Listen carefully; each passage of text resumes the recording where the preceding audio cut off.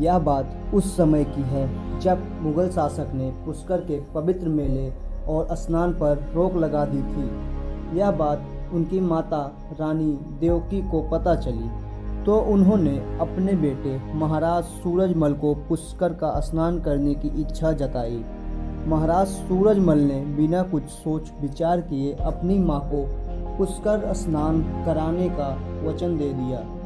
तब सूरजमल के सभी मंत्रियों और शुभचिंतकों ने सूरजमल को ऐसा न करने की सलाह दी और अपने फैसले पर पुनर्विचार करने की बात कही।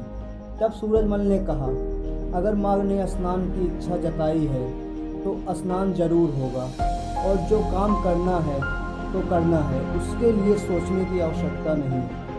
तब महाराज सूरजमल ने अपनी मां को बलशाली योद्धाओं की एक टुकड़ी लेकर भरतपुर से पुष्कर के लिए रवाना हुए।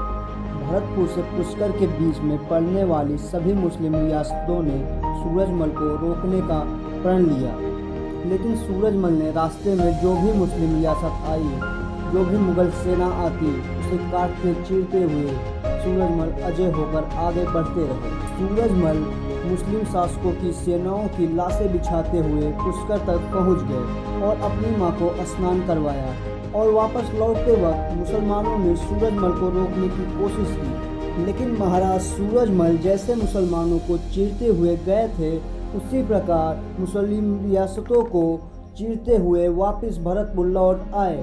वापस लौटकर महाराज सूरजमल ने दिल्ली मुगल बादशाह को पत्र लिखा कि मुसलमानों में ऐसा कोई वीर नहीं है जो हिंदुओं को पुष्कर मेले में स्नान करने से रोक पाए।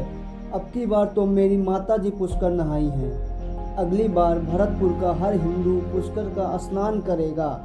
पहले ही बता दिया है, अभी से सूरजमल को रोकने की तैयारी में लग जाओ।